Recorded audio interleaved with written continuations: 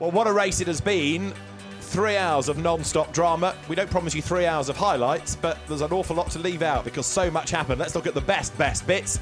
It all started with 55 cars pouring their way out of Copse Corner after an extra formation lap for a slightly untidy first attempt at the start, but the battles raged. Mercedes versus Ferrari. Drama early on, Michael Broniszewski being knocked into a spin by Stefan Richelme.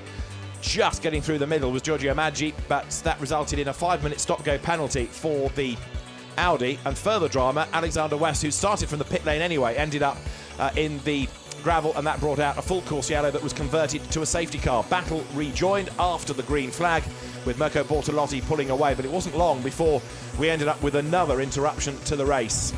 Another full course yellow came, but in the midst of all of the dramas, back markers had to get out of the way, faster cars pounding through, traffic everywhere, and some fabulous racing. Ahmed Al-Harfi, for example, getting caught a little bit at Copse, just wasn't room to turn into the corner. But then there was this drama going through the kink at Maggots towards Beckett's as Johnny Kane went off. There was contact with a Mercedes and a huge impact into the wall. The best news being that Johnny was okay. Full course yellow then became a safety car period, and depending on when you pitted, the race order shuffled greatly. When we got back to green flag conditions, in a big hurry was the charging Jimmy Eriksson. He'd taken over from Franck Pereira. He worked his way up past the Spirit of Race Ferrari and then set about Christian Engelhardt's Lamborghini, then at the time being driven by Andrea Caldarelli. He squeezed up the inside going through Luffield and set off in pursuit of the race-leading Mercedes of Michael Meadows, who was doing a fabulous job of withstanding the pressure no matter who threw it at him.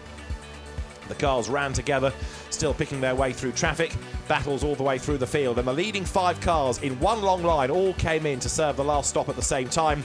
But an excellent pit stop by the GRT team put the Lamborghini into the lead, and it dropped 84 Mercedes down to third place. They were a couple of seconds slower on that pit stop. So what could happen in the final part of the race? Well, one aspect was the Jaguars of the Lawrence Frey team working their way up the order. Another was Raffaele Marciello chasing down Christian Engelhardt. But then Maxi Buch got into his stride and found a way up past the red Mercedes diving into Brooklands. And having done so, he set off in pursuit of Engelhardt. They turned their way towards Luffield, but then Buch lost chunks of time stuck behind the second of the Barwell Lamborghinis. That gave Engelhardt breathing space, but it wasn't long before Buch chipped away and brought the gap right down as they worked their way up towards the timing line. The checkered flag flew with 0.3 of a second between them. Lamborghini victorious at Silverstone in the second Endurance Cup race of the season. A wonderful GT race here at the home of British motor racing. Thanks for your company for now. From John Watson and David Addison, bye-bye.